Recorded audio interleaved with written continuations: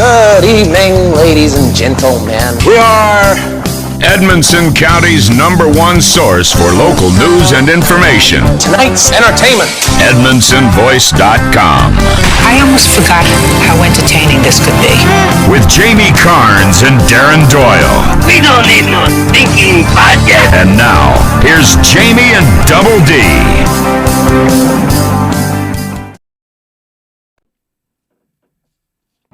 Hello, welcome again to the Friday show, only on Edmonson Voice, brought to you by Alfred's Pharmacy and Drive-Thru, located in the Main Street Center in Brownsville, Kentucky, downtown, beautiful Brownsville. Call 270-597-1044. Find them on Facebook or visit alfredsrx.com. I am your co-host, Darren Doyle, Double D. Also joining me once again, Jamie Carnes. Jamie, how are you? Nice to be here, Darren. I'm doing well, thank you. How are you? I'm doing great. Second show. Second episode. So we had... Just like old hat now. Yeah. A couple hundred people or something. It's either a couple hundred or a couple million. I don't remember. But Throngs, masses. So got some positive feedback. People like kind of what we've got going on here. Let's hope they like it a little better this week and each week that we do it. And as we talked about last week, there's going to be, some weeks that we don't do it. We're just going to be busy with stuff. And who knows, maybe some Fridays we'd want to take the Friday off.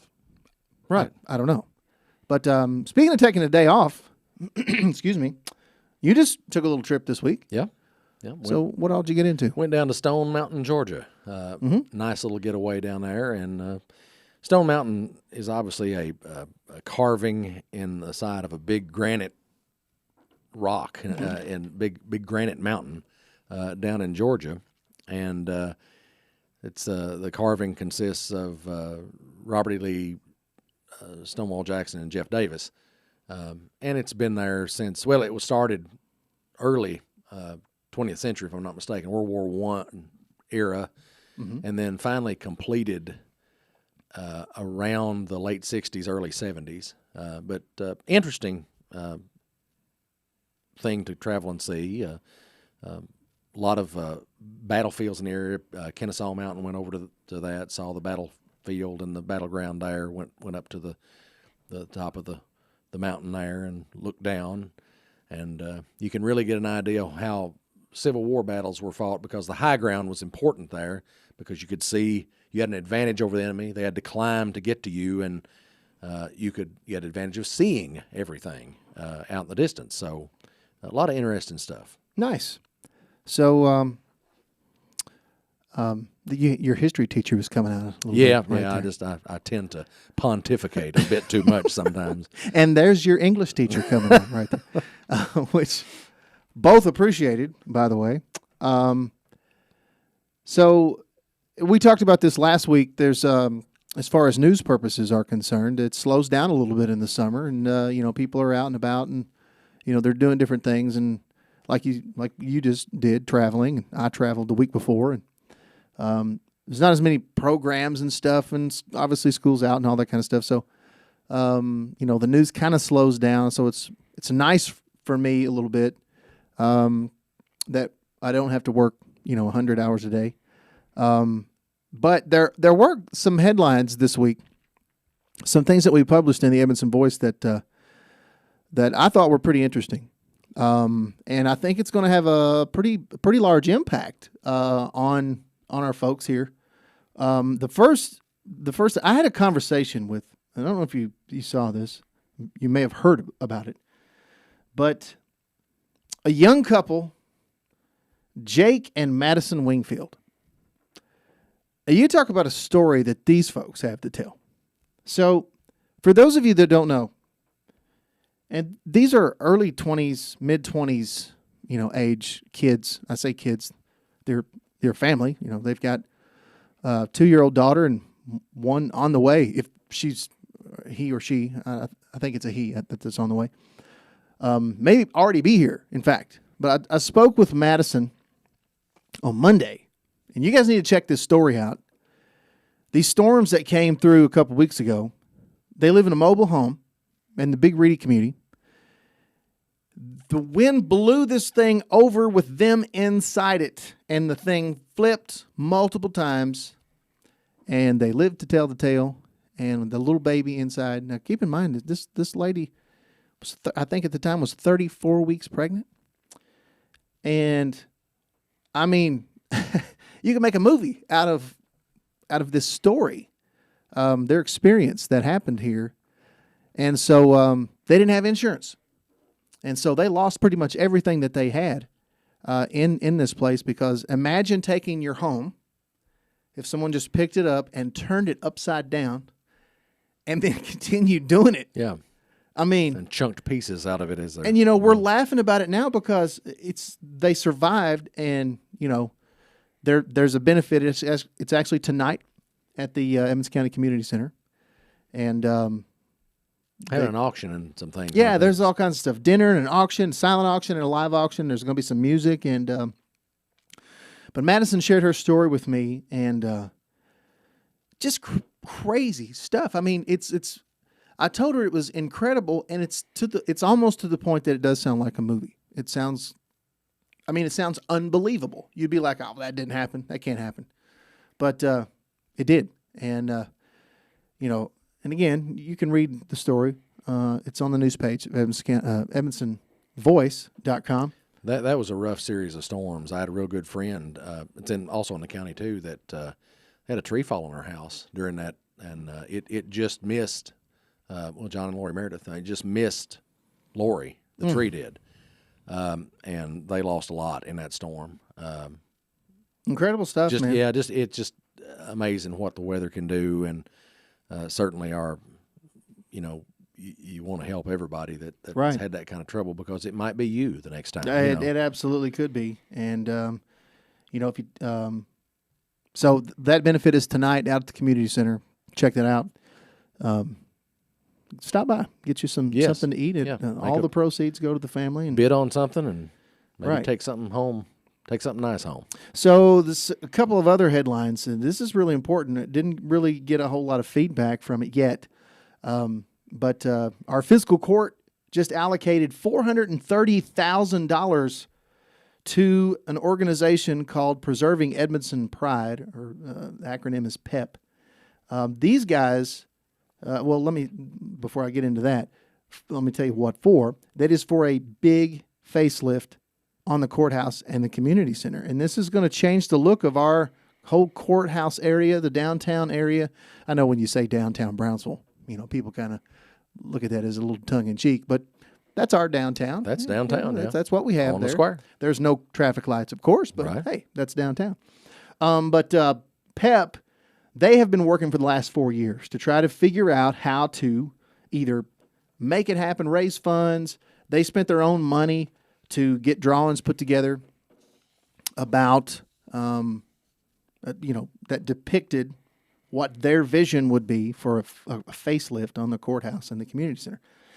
And we didn't publish the drawings because they might not.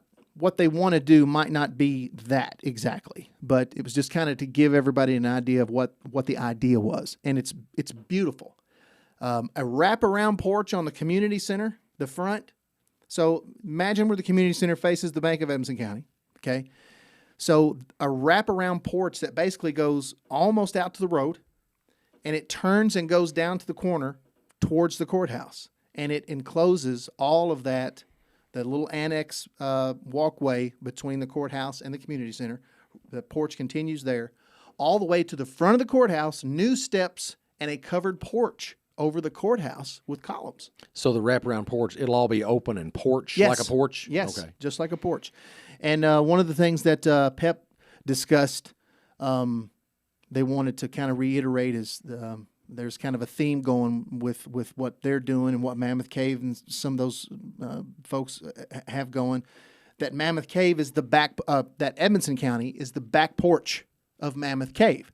So they wanted their first big project. They wanted to do a porch, kind of a homey kind of, cozy, I guess would be a word. But I mean, I don't know if you guys haven't gone up the steps of the courthouse. They're terrible. they're washed out. There's an old metal handrail there. And, it looks terrible. And the same way with the community center that, these buildings are old, obviously. We know that it's hard to get funding here in Edmonson County for various things. And it's not necessarily anybody's fault. But hats off to the fiscal court for seeing the need and an opportunity. So this money is coming from the ARPA funds, and that's COVID relief. That's from the American Rescue Plan Act. Hats off to the PEP group, too. Absolutely. These guys, like I said, they've worked hard to get this stuff going. So check that out in the Edmondson Voice. It's got all of that in there. And then the other thing that we talked about this week, the reapportionment of voter districts. And again, this is going to affect a lot of people in our county. We were just talking about this. I know I will be. The district where I currently live is, I live across the street from a magistrate, but he's not my magistrate. We're in two different districts.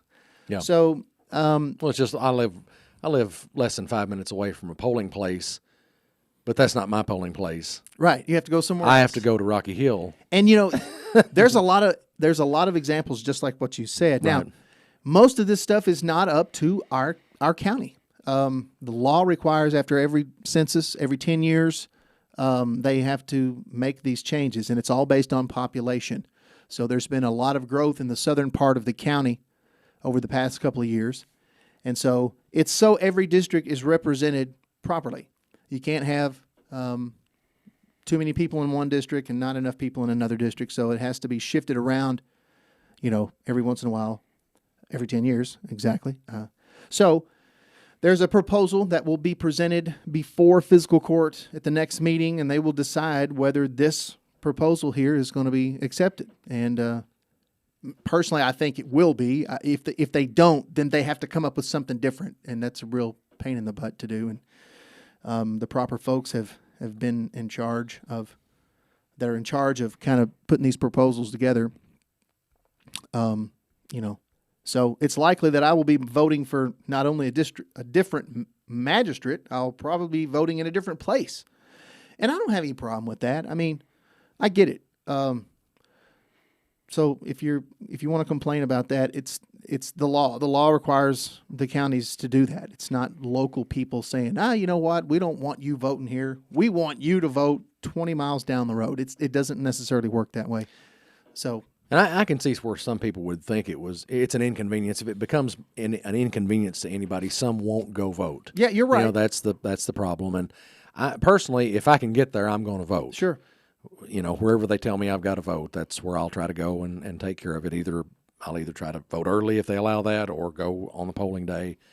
But some people, I understand you work out of county, you either have to get up early and go wait, or go to your polling place, or come in late, right, and go. So I can see it being an inconvenience, especially if it gets far away from you.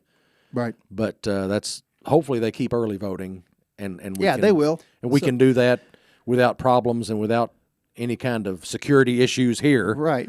But that's what worries me now anymore about all that stuff is just the things, the shenanigans that have been played all over the country. But we won't get into all that. Right. But obviously we're not worried. Not on this episode. Yes, but obviously we've not had any of that happen here, and don't expect to. Right. So anyway, hopefully things will work out for the better, and everybody will be pleased with. Yeah. So the redistricting. Check all that out on the Edmondson Voice. Also on the community page, a couple of cool things coming up. Edmonds County Public Library, they've just joined as a sponsor of the Edmondson Voice Network, and I was really impressed by what these folks have to offer. I'll have to admit, I'm not really a library guy. Didn't know a whole lot about it, but Alicia Edwards has come on as the new director. I have a library card, by the way. Excellent. Are you impressed? I am. I would not expect anything less. The Edmonson County Public Library has so many different programs, not just for kids, but for adults too. They've got a lot of stuff coming up. Check that out. Also, some programs that you have a vested interest in. One, Cram the Cruiser. That's right around the corner. I believe that's next Friday. A week from today, yes. So, speaking of next Friday, I don't know that we will I don't know what we'll be doing next Friday because Cram the Cruiser is an all-day event. We'll just kind of have to play that by ear. But if we don't have a show next week, that's one of the reasons. But Cram the Cruiser, come on by. That's same place it's normally is, right? Right, yeah. They're as far as I know, it will be in the center of Brownsville. There, it's only the one location this time, from what I understand. And I can the parking lots of Family Dollar, CNC Firearms, and CB. I wanted to make sure I got that right. Yeah. But yes, it's in the standard location where it's normally held each year. We had a couple locations the past couple of years, but just the one area again this year. Okay, so check that out. And Back to School Bash, August the 3rd. August 3rd, yes. We'll be talking a little bit more about that as it gets closer time to that, even though it's almost on us. But I want to go to our next segment here. Crazy headlines from around the nation and around the world. There seems to be a lot of those. Well, there's a lot of most people don't really pay attention to how much of weird stuff. You know, you come across a headline or a news story, you're like, oh, that's weird. But once you start actually marking them and making a list of them, you're like, man, I've actually found out that it's the main news that I read. The articles that I click on, I don't really care about what's going on in Washington because it's a zoo anyway. So I don't really keep up with nothing surprising. I mean, anymore. I keep up with headlines, but I mean, then you don't even know what to believe, right? You know, so there's that. But I want to start off by some good news, and this is the New York Post. This was published actually on July 4th, but I didn't read it until this week. 2 young boys being hailed as heroes for rescuing a drowning 7-year-old from the bottom of a Michigan pool. The pair, 12-year-old Noah and 8-year-old Weston, leaped into action when they spotted the youngster sinking to the bottom of the deep end of the apartment complex pool in Fenton on June 20th, according to the Genesee County Sheriff's Office. The boys jumped in the pool, swam over to the child, Griffin, and pulled him out of the pool, the sheriff said last week. The boy was blue, lifeless, and was not breathing, and his mother began CPR until paramedics arrived, reestablished some breaths, and rushed him to the hospital. Griffin was released within 36 hours and made a full recovery. That's great. Not only did the kids know how to swim and could rescue him, but you said they performed CPR as well? The mother did. Their mother did, okay. The kids didn't perform CPR, but they were able to swim to the bottom of this pool and get this kid out, 7-year-old kid, and drag him up and get him up onto, the land. Pretty good swimmers. So, nice job, boys. I agree. Yeah, that's that. You don't often hear good news. That's heroic, and that is good news. Here's another story from the New York Post that was this week. A man bites dog. No. Well, probably somewhere, but this is not it. A man has had the hiccups for 68 years. 68 years. Well, that's inconvenient, for sure. 68 years, okay? An Iowa man likely made other hiccup sufferers count their blessing after enduring the irritating involuntary gasp for 68 years and scoring a Guinness World Record along the way. Charles Osborne says, "I don't know what it would be like not to have the hiccups. I get sore jerking all the time." So imagine just the constant for 68 years. So it just talks about all the terrible things. Can you imagine? I mean, can you imagine how long it went? With people trying to sneak around and scare him. Things like that going on. It talks about all of these things that people tried to do, and nothing works. But it's terrible. I'm not going to sit here and read. Did he ever seek medical attention for it? Oh, yes. He's done everything. Tried to have surgery. I forgot what all. And then, let's see here. Despite his torturous ailment, the dogged fellow was able to live a long and fulfilling life, during which he worked numerous jobs, including farm machinery salesman and cattle and hog auctioneer. The dude was an auctioneer with the hiccups. I would like to have heard that. I'll tell you. That's my bad auctioneer. That's pretty good. Imitation, by the way. But Well, is he still around? Is this no, guy? I think he died. Yeah, passed away.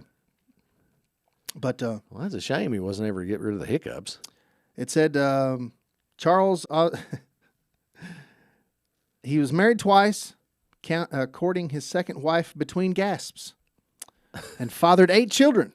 Meanwhile, his nonstop affliction also made him a global sensation, landing him appearances on The Tonight Show with Johnny Carson and Robert Ripley's Believe It or Not radio show. Hosted by, well, I was going to say if it was a TV show, it's hosted by Jack Palance.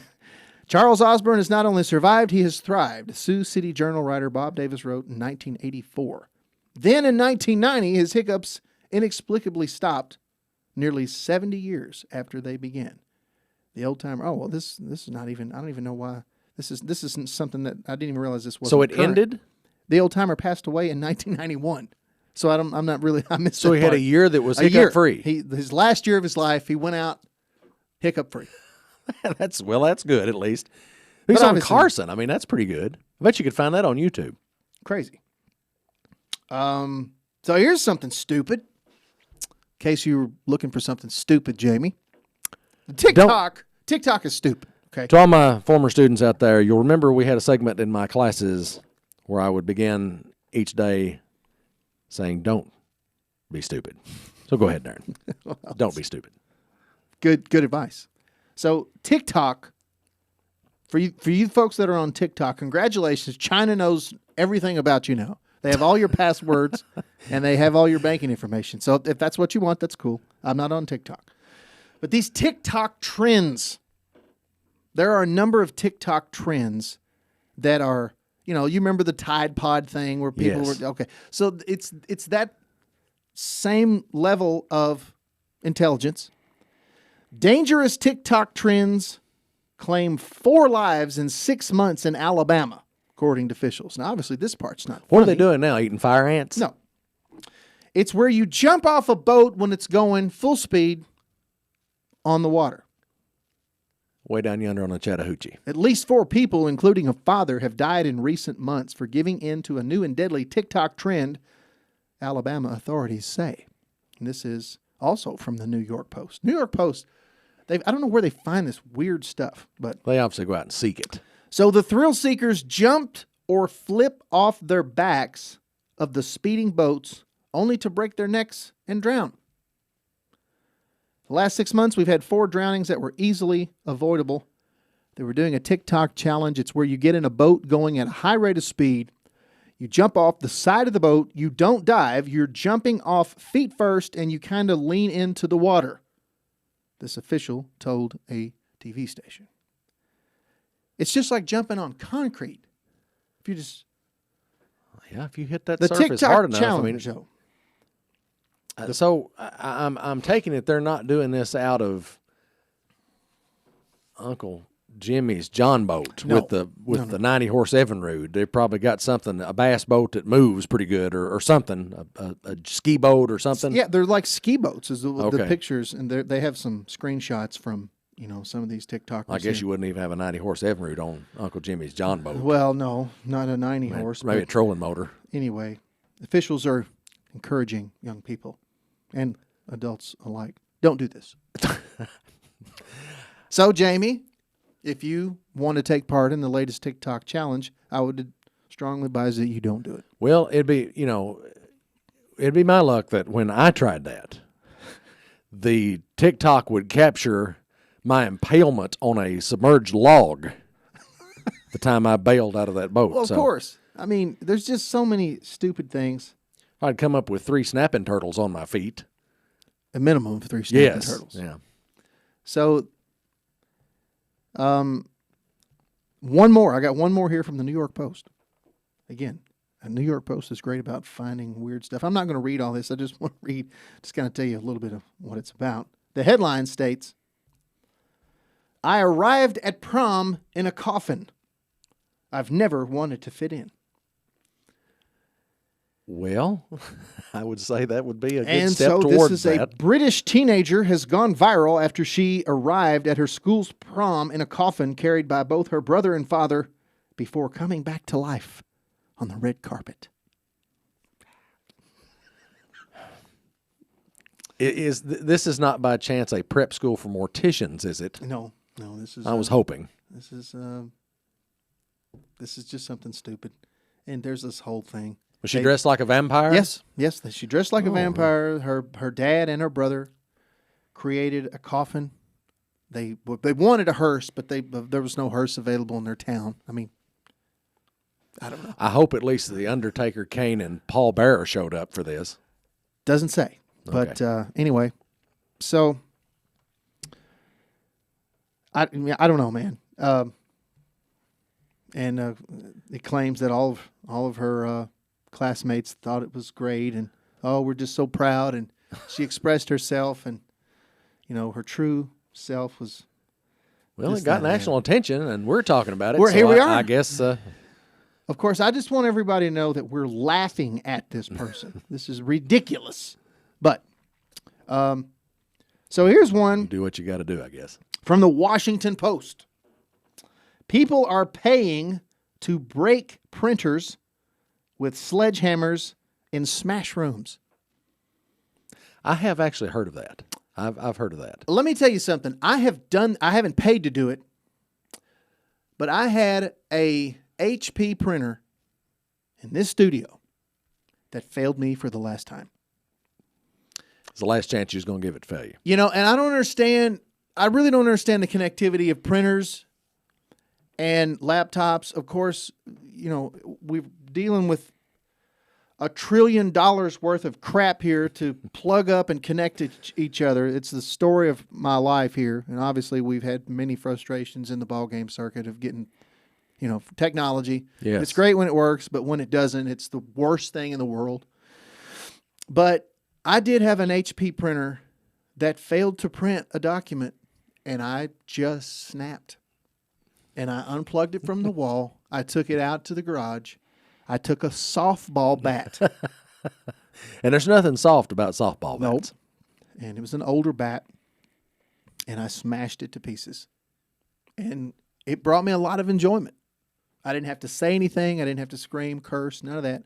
I just took all my frustration out. But if you want to do this, there are places where you can pay for the privilege. You can pay for the privilege, and you can go smash, whether it's your own device. Well, did they get this idea from the movies? Yes. From Office Space? From Office Space. That's what kind of started, which is a great movie. I love that movie. And so, have you ever wanted to smash a printer or a laptop? I've considered it, a couple times at least, but I haven't gone through with it. It's probably, devices not doing what they're supposed to probably brings me more grief than anything in my life. And people say, well, it must be nice. I understand that it's a first world country problem. I'm not, I don't want to make light of real problems, but. Well, when it's what you use every day. Here's this thing, and if you push this button, it's supposed to do A. Yeah. Okay, and if I push the button and it doesn't do A, then I can't do anything else until. And if you have to do A every day, it needs to work. Yes. So that's the problem. Anyway, if you want to smash a printer. How much you have to give to smash a printer? Doesn't say. You'll have to, you have to go to this website and give them all your information and sign up for all this other stuff. That's sort of like the throwing Subscribe. Axes at the restaurants. Right, throwing the axe throwing thing, right? So here's one from a news organization called The Blaze. Man dies after accidentally locking himself inside a freezer to hide from police. Well, number one, the freezer must have been pretty empty or pretty big. Minnesota, man. And in Minnesota, depending on time of year, they probably wouldn't need a lot of help freezing anything. So on the afternoon of June 26th, the Gilbert Police Department received a call about a man discovered dead in a freezer in a vacant home in Biwabic, Minnesota, about an hour north of Duluth. When cops arrived, they found the body of Brandon Lee Bushman, a 34-year-old resident of Babbitt, Minnesota, who had a warrant out for his arrest. Now, a preliminary autopsy report suggests that Bushman had not suffered any trauma or injury which might explain his death. A full toxology report will be available in several weeks, a statement from the police said. So does it say that he was locked inside? Yeah. Freeze! And he did. Sometimes, man, it's just better to go with the cops. I'm just trying to think how. I mean, okay. I can see he's in a rush trying to hide from the police. Yeah. But you have to unlock that freezer. I don't know. First of all, it says is there it's a in latch, I guess? some of these old freezers. Oh, if it was an older one, I right, could see that, I you guess. can open the latch to get in. But you can't. But you can't there's get no way to yourself get back out. You have to open it from the outside. So I'm assuming that's what happened. But anyway. Or he he decided he'd stay in there long enough to make sure the police were all gone. I guess. And he was never sure. he waited a little bit too long. Now, there's one more that I want to read, and then we'll move on. This was so crazy. I said this was the other one was the last one from the New York Post. This one is. I didn't realize this was the New York Post. This is we talked about traveling.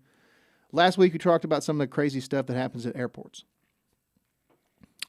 Woman caught with 5 live snakes wrapped in stockings stuffed inside her bra after customs agents noticed her weird body.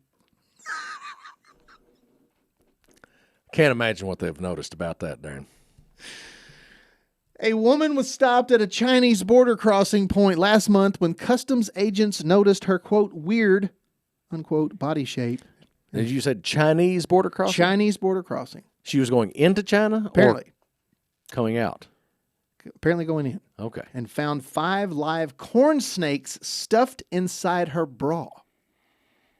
The lumpy passenger had wrapped the critters in stockings and strapped them to her chest in an attempt to smuggle them through the Fushun port in Shenzhen, a city that links Hong Kong to China's mainland, according to the South China Morning Post. Or are those a delicacy there or something? I mean, what do you do with corn snakes in China that you have to smuggle them across the border? I don't. It says customs didn't disclose the woman's intent for sneaking the creatures into the country. Maybe they were just pets? Maybe, but I have a lot of questions. There's a couple of pictures here, and they're like baby snakes. They're like, well, I don't want to say baby, but they're less than a foot long, it looks like. But that's just gross. Yeah. I mean, can you not find can you find, they have to be pets, because can't you find corn snakes anywhere?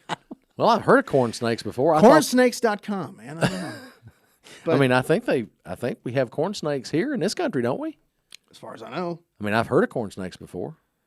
So I don't know. That's a new one for me. I don't know. First of all, I don't know why you'd be going into China, but much less carrying concealed corn snakes in your undergarments. Yes. I mean, that has to be uncomfortable. Well, certainly. I mean, And what if little jokers decide they're going to bite something? Or crawl north or south. I don't know. Crawl around. I don't know either, man. You're going to get. That's going to look like you got snakes in your pants here before long. That's messed up. That's what that is. That's messed up. All right, let's move on to the next segment. So last week's topping. That was National Sunday. That was Strawberry right. Sunday Day. That's exactly. That's right. That's right. Last week's topic was tipping gratuities. We did get some feedback on that. Different people chimed in. Yep. And since then, I've seen some things on social media about that too. That just messed up, man. They're scratching their heads about it. So this week's topic is no. Excuse me. No. Mr. Haney. Yeah. Know your core audience. Now, I'm sure there's a lot of this that I don't want to get into. Well, actually, I would, but not for this program. I don't know if you guys have seen the new Maybelline, the promo. Maybe it's Maybelline. Maybe it's crazy. All right, so Maybelline's new model is a bald-headed, bearded man. And I'm talking a full, thick, flowy, dark, heavy beard. And they have these ads out. I don't know if it's just on their social media and through video, or if some of these are on television or what. But They have this ad campaign with a bearded man putting a full face of makeup on. He even has a bejeweled hair clip in his beard in this ad. Maybe he's born with it. Maybe it's Maybelline. Now, I don't purchase makeup, obviously. Well, I say obviously. I don't know that that's obvious anymore. I mean, not for me personally, but when a grown man says I don't use makeup, I used to say, well, that would be obvious, but that's not obvious today. I have purchased makeup, but not for myself. I have. I've helped write the checks for it, but it's not. It's not been for me ever. So you guys need to look. We're working on ways to show you video clips and photos here, and we'll work that out a little bit as we do more episodes. But this is really really weird stuff here, because here I'm gonna see if I'm gonna hold this in front of this camera right here. I don't know if you guys can see that. That is looks good. So when I first saw this, I was like, well, this is a joke. A meme. It looks like this man. You can't. I'm gonna get myself in trouble here if I keep talking about too much of this. But when I say this man, well, here's a man with a full beard. This person with a full beard. I'm going to whoever it assume happens he's a to be. man, whoever he happens to be. He's got these huge fingernails, these manicured fingernails. As you can. Yes. And full face of makeup. His bald head has makeup on it. He's wearing a necklace. He or she, or they or them, or Z or Zay or Zog or Zo or She, Sham, whatever. I don't know. I don't get it. This is not my thing, obviously, but the point that I'm trying to make, and this goes back to the whole Bud Light fiasco. Okay, I don't drink beer. I've never bought a Bud Light. I don't get into that. Right. The product necessarily doesn't really concern me. It is the core audience. So Bud Light obviously knows who is buying their beer. They knew that 20 years ago, 30 years ago, however long Bud Light has been selling. They have a track record. They know who they're selling the product to. Yes. And I'll bet traditionally it's been a very similar, cross-section of the country. Sure. Well, why not? They know who they're selling their beer to. So they decide to do an ad campaign with this person named Dylan Mulvaney, an influencer, which I think is one of the stupidest terms in the history of terms. What do? I'm an influencer. You're an idiot. You need to get a job most of the time. I think Mulvaney has certainly influenced Bud Light. He has influenced a lot. At this point, yes. So Dylan Mulvaney is a trans woman, meaning you were born a male, but you identify as a female. So it's with all the man parts, but lives like a woman. Okay, so Bud Light decided, let's make this trans woman a focus point of our marketing. And it all dropped during the Sweets March Madness. March didn't it? Madness. Yeah, that's what I thought. Right at the right around the finals. Final Four, something like that. Well, obviously, Bud Light fans lost their minds. They said, if you're going to do this with a natural-born woman. And obviously the controversy Like they have for ensued. years. Not hard. It's just not difficult. Do you remember the Spuds McKenzie commercials? Of course. Spuds was always the life of the party. Yes. In those commercials. Spud always had friends. Yes, and those friends were very beautiful. They weren't dogs. They weren't. They weren't. So Bud Light, over the course of 3 months here, 4 months, whatever it's been, their market value has dropped $30 billion with a B $30 billion in market value because of this. $30 billion. They could have just written me a check for a few At million, least half a piece, that. and not even Held felt it it. square. We could have ruined them. We could have told them what was going Exactly. what was going to happen. We could have done. So, $30 billion lost in revenue. So, Consultants. Maybelline now, some folks are saying they're about to get Bud Lighted because, Bud Lit. because I don't know who Maybelline's core audience is, but I don't think it would be bearded bald men or bearded bald trans women, if that's a thing. That's not what I would have guessed, and it is really dumbfounding to see the move some of these companies make. I mean, obviously, for years, and we talked about this privately before, but Disney. We talked about Disney. They have made some decisions in recent years that have been non-traditional in terms of what Disney has always been. Correct. And I think it's hurt them financially. $900 million loss over the past several movies that they've made. Because again, who's the core audience? And Who's the problem they own the Star Wars vehicle. Yes. So that whole genre of stuff. I mean, if you can call that a genre, that whole world. Mm-hmm. I mean, for goodness sakes, they have Star Wars. What do they call that? At is it Orlando at Disney World? Mm-hmm. Is it the Star Wars world? Yeah, it's a whole. I don't know what the name of it is. I mean, I've always kind of wanted to go because I'm a Star Wars fan, but again, the core audience. Where does Disney make their money? For years, it's been the traditional family with kids. Kids love Disney. It's always been, I don't know, Chitty Chitty Bang Bang. I think that was Disney, wasn't it? Yeah. You have your. Well, I mean, it goes on for variety. decades. Yes. Decades, cartoons, programs, Mickey Mouse, movies. The whole bit. Yes. And so, if all right, here's who I'm selling my product to. These are the people. These are the consumers that buy our product. This is the money that we get. And surely you have to understand that by upsetting a large group of that consumer base is going to be detrimental to your bottom line. Well, how about this?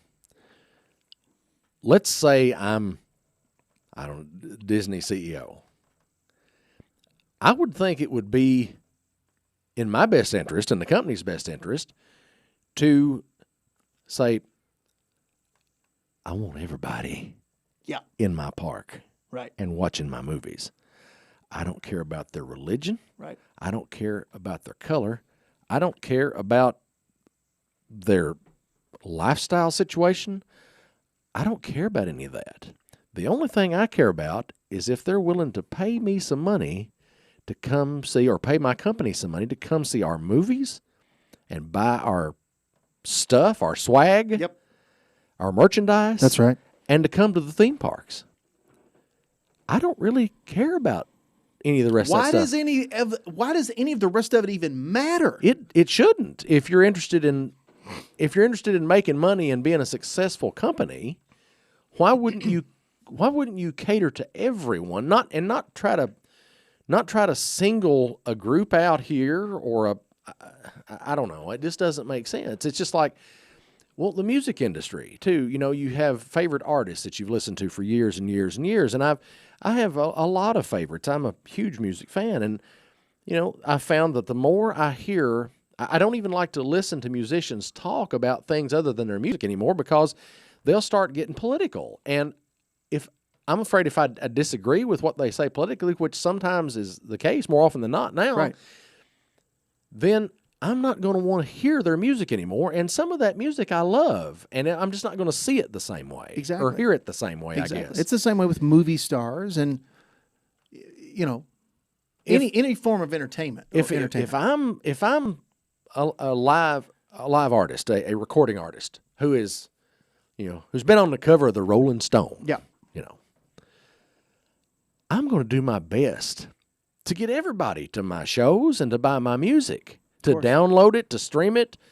And I'm going to be really careful about what I say to make sure that it doesn't alter my brand one way or the other.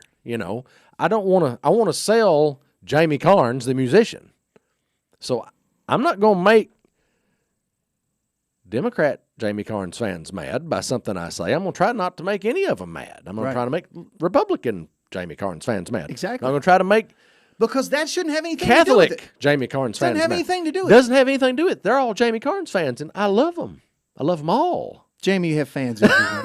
You've always had fans everywhere. But why would you feel any differently about that? If you're making money from these folks and people are handing you money to perform or come into your park or see your movies, what does it matter? Why do you have to take a stand about anything that's gonna make people shy away from your brand? That's the big question. Is if you have to know your core audience, and these people, these companies, Maybelline and Bud Light and Disney, they spend millions of dollars each year finding out what makes them tick. And so you go to all this trouble to find out what makes them tick and what gets people in the door and all this kind of stuff. And then you purposely do something different. It is insanity to me. I couldn't care less if Bud Light sells $20 billion worth of beer tomorrow or if they never sell another one. It doesn't matter to me. The same with Maybelline. I don't care about that. Neither of those products matter to me. But when I see a bald-headed man with a full beard, which, by the way, Jamie, you shaved your beard. I did, yes. So Jamie's been rocking the beard for a couple of years here. But I'm glad you didn't come in here putting on Maybelline makeup. I didn't bring any Maybelline with me, no. So that would be, so I don't know. Be asking me these questions now. So why anyway, Maybelline, Jamie? So we'll mark that off and move on because I could talk about this stuff all day because it's insanity to me. But hey, it's National Whatever Day. It is. You've got a list of National Whatever Day it is. So let's start at the list and let's talk about what day it is. Well, let's start with the most revealing of the day celebrations. Okay. It's National Nude Day, Darren, and we're not going to be celebrating that here on the show today. No, we're not. But it is National Nude Day, July 14th. Well, okay. It's also, and this is something that's in historical terms too, it's Bastille Day in France, July 14th. It's the anniversary or the holiday declared for when it's associated with the French Revolution and the storming of the Bastille, which was a French prison, by the commoners, and they celebrate that there. It's also National Tape Measure Day, so if you got a tape measure, I guess Got plenty of them. Sure. you can we'll just go measure stuff. celebrate your tape measure. Okay. Lots of styles of tape measures too. Lots of There are. you can buy all sorts of different ones of those. You agree? It's National Grand Marnier Day, and I have to really think about that the way I pronounce it. National Grand Marnier, and that is a liquor, from what I understand. It's a something I guess you can drink it by itself or you use it in desserts and that sort of thing, but that's what they tell me. Of course, down at the Pickle Shed Raceway, they'd call that Grand Marnier. So anyway, bet you didn't think you'd hear a Pickle Shed Raceway reference today. I did not, but I'm glad I did. Only a few select folks know where the Pickle Shed Raceway is, and we'll leave it at that. Yep. It's National Mac and Cheese Day. Now, last week was National Macaroni Day. National Macaroni Day. This is mac and cheese. Okay. Macaroni, you can do all kinds of things with macaroni. You can make art with macaroni. Are you a fan of macaroni and tomatoes?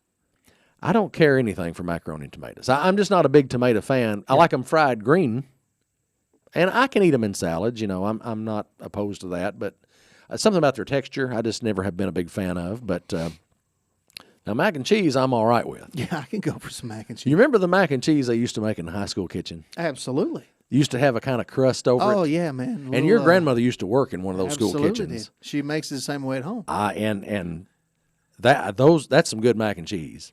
But yeah, my favorite store bought is obviously Kraft macaroni and cheese. just eaten it all my life, and that's Right. what I like the best. But anyway, National Mac and Cheese Day, Okay. World Kebab Day, So this is a world day. World Kebab Day. It's always it's the second Friday in July, from what I understand, according to this. World Kebab Day, whenever that is. It's National French Fry Day. So, if you want to have some French fries while you're in France celebrating Bastille Day and having a kebab, that would be good. I don't know how much mac and cheese you can find in France, but Well, I'll tell you what, if you could put together a supper made of kebabs, macaroni and cheese, and French fries, I'm in. that'd be all right. I can do that. Yep. You got one more? And it is Collector Car Appreciation Day. And I think that's also the second Friday in July. I hadn't heard of that before, so Well, that's an interesting day. that's something you can enjoy yourself. Yeah. You have some collector cars Yeah. yourself. And know a lot of people around here that do have some of those. So interesting that you have about 7 or 8 national days every day, and who knew? So I can't wait to see what's on the list for the next time. Yes, I'm sure it will be interesting, just like all these were. All right, so we're going to, let's move on to the next segment here. We're going to talk about some music and some movies here. And we're always going to talk about that here on this show. We both are big movie and music fans. And so the first musical artist I'm going to talk about is some guy named Jelly Roll. Now, I hadn't heard of Jelly Roll until a couple weeks ago. He apparently, I don't know if he's performed at the Sky Pack yet or if he's going to, but apparently there was some huge announcement. This announcement where Jelly Roll was coming to Sky Pack, and tickets would only be available for a very short window.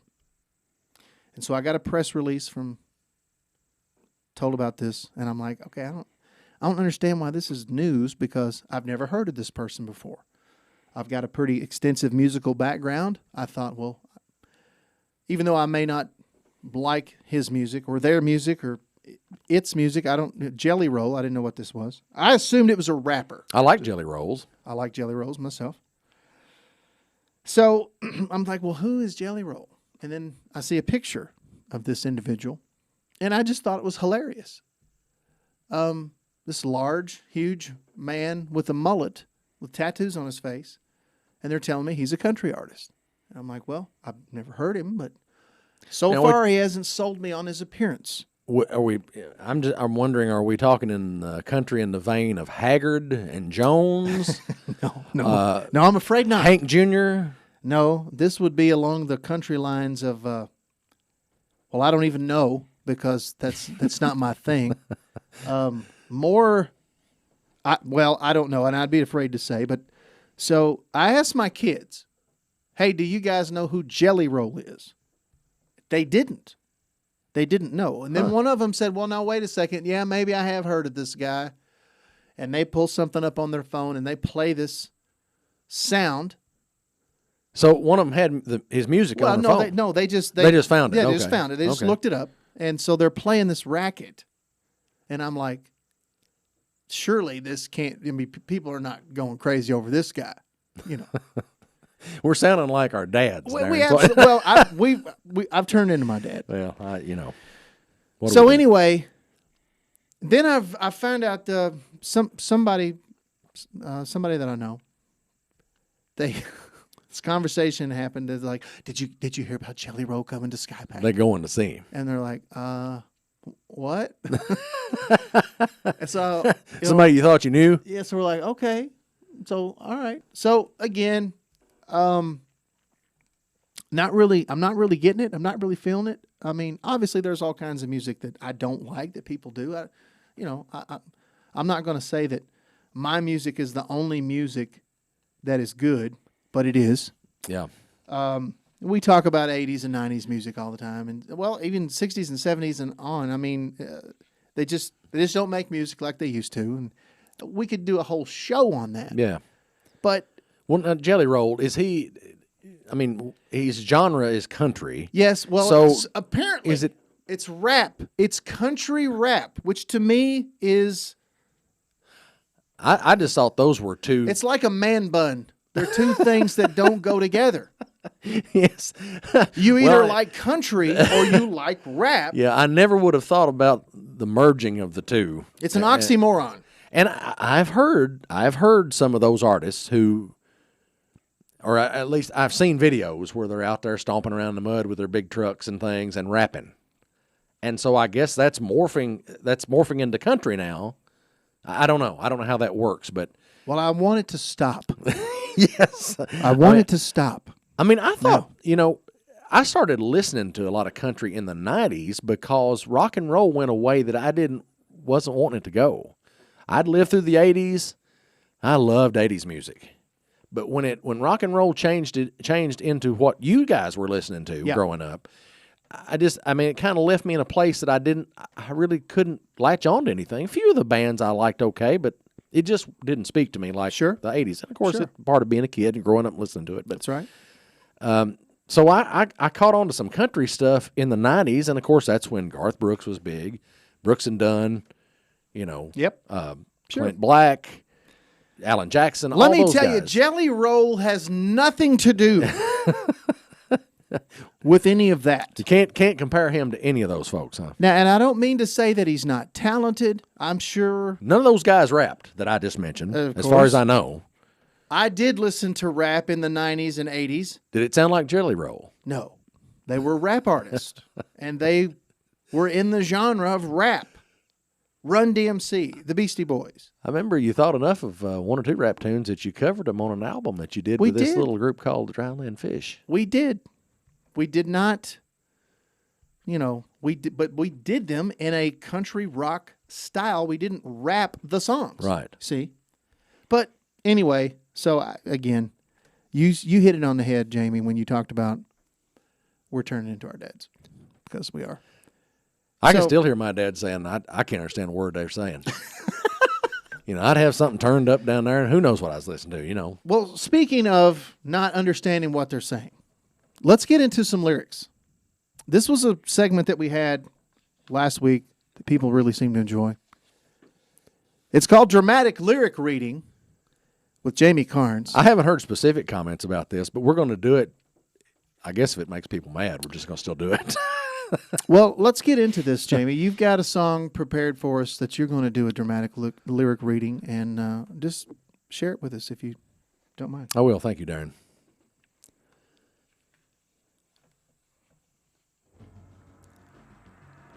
Once again, we'll dig into the archives of song lyrics from our generation. And this week's song comes from the Caddyshack chapter of the Book of Loggins. It is the piece known as I'm All Right. I'm all right. Don't nobody worry about me. You got to give me a fight. Why don't you just let me be? First stanza. Do what you like. Doing it naturally. But if it's too easy, they're going to disagree. Second stanza. It's your life. Isn't it a mystery? It's nobody's business. It's everybody's game. Got to catch you later. No. Cannonball it right away, some Cinderella kid. Get it up and get you a job. Dip, dip, dip, dip, dip. And so on. Dramatic lyric reading with Jamie Carnes. Don't it get you moving? That's fantastic, by the way. And who would have thought that reading Kenny Loggins' lyrics would be Pay attention to the magistrate, Darren. so dramatic? So, I tell you what, we're just about out of time here. There's one segment that we didn't get to, so we're gonna pause that. We're gonna put it on the next week. Harrison Ford's got a new movie out. It's a new Indiana Jones. So we want to talk about that a little bit. I haven't seen the movie. I haven't either. Don't want to talk about that particular movie, but we're going to talk about Harrison Ford in our movie conversation that we have next week. Did you get any ideas about the characters? I meant to ask you about that, and we didn't have time to talk about that very much. You know, I did think, but it was more from a comedic. Right. You know, it was more from a comedic area. I really thought about having, these other folks in as, like Christopher Walken playing Han Solo. You've never heard of the Millennium Falcon? It's the ship that made the Kessel Run in less than 12 parsecs. That's that. Yes, that I can see that a little bit. It would be a little bit different. A younger Christopher Walken. Yeah, but we didn't get any of those suggestions. So I want you to think about this. And again, we want to talk about this next week. We're gonna spend probably more time on movies than we will music, like we did this week. But think about, and because I know you've got some, and I want to talk about those next week too. But imagine your favorite movies, and then imagine taking the stars out and putting different stars in. How would that look? And some of the ideas that you said, very interesting. In anticipation of a show that you and I are both fans of, Justified comes on. The new season comes on next week after a long hiatus. And I started watching Justified late. I came in about the third season, and I was hooked, and I had to go back and watch everything. But it's one of the reasons I brought my Dirty Harry shirt today. It's a great shirt. I appreciate the shirt. Now, not a lot of folks may recognize the reference, but if you've ever watched Clint Eastwood movies, you're a Clint Eastwood fan, you know that this is a scene from the movie Dirty Harry. Dirty Harry, of course. That was the first Dirty Harry movie. It's the most powerful handgun in the world. Exactly. And that's what he was saying in this scene. That scene. Well, I think there's a little bit of Clint Eastwood, and I would like to ask Timothy Oliphant if he channels or tries to channel some of that Clint Eastwood vibe for Raylan, because I can see a little bit. I think that's kind of what draws me to it. Is it's kind of, I could see a young Clint Eastwood, the Rowdy Yates of Rawhide, playing Raylan Givens. I mean, I could do that if he were a younger man. Agree. I agree. So I don't know. Tell us what you think. That's the kind of stuff we're talking about. So trying to imagine some of your favorite movies with different characters. Be fun to kind of toss around. Yes. So that's another show in the books. So we got through another one. It went kind of fast. I don't know where time goes. So we're just sitting here talking. A couple of guys talking about really a bunch of mostly meaningless stuff. Just being goofy. Hey, give us a tweet here. Tweet at us. You can tweet at Jamie. At J. Oscar Carnes Jr. It's J. Oscar Jr. Did that again. That's okay. J. Oscar Jr. You would think that I would know this by now, as many times that you and I have shared tweets. I no longer have a personal Twitter, but you can tweet us here at The Voice, at Edmondson Voice. Even if you're Jelly Roll. Tweet. Why not? I'm sure he's probably not happy with what we said about his music, but hey, we're just a couple guys talking. So call us 270-597-6550. We're on Facebook, Twitter, and YouTube.